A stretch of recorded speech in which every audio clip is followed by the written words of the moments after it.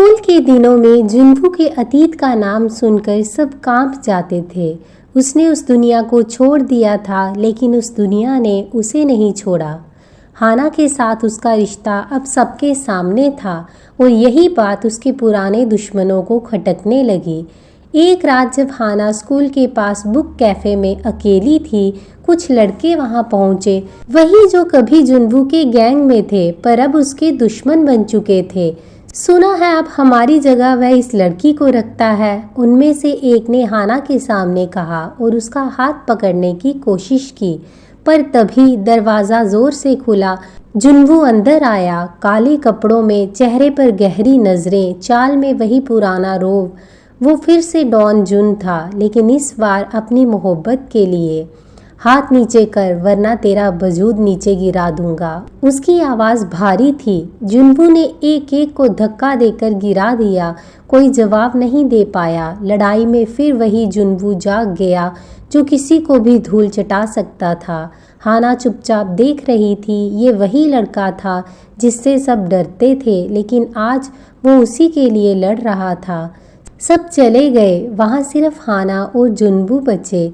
जुन्नू के कपड़े गंदे, हाथ खून से सने, लेकिन उसकी आंखें सिर्फ एक को देख रही थी, हाना।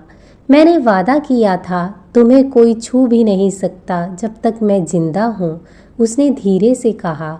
हाना आगे बढ़ी, उसका खून सना हाथ थामा और बोली, अब मैं तुम्हारे साथ हूँ, चाहे दुश्मन 100 हो या सारी दुनिया। उस रात चांद की रोशनी में खड़े दो लोग, एक डॉन और एक शरारती लड़की, एक दूसरे की सबसे प्यारी कमजोरी बन चुके थे। जुन्नू अब सबके लिए बदल चुका था। उसके चेहरे से डर नहीं, बल्कि मोहब्बत की परछाई झलकने लगी थी। लेकिन दुनिया इतनी जल्दी किसी की अच्छाई को नहीं मानती, खासतौर पर जब वो डॉन जुन हो। स्कूल में कुछ टीचर्स और स्टूडेंट्स जुन्नू को अब भी खतरा मानते थे।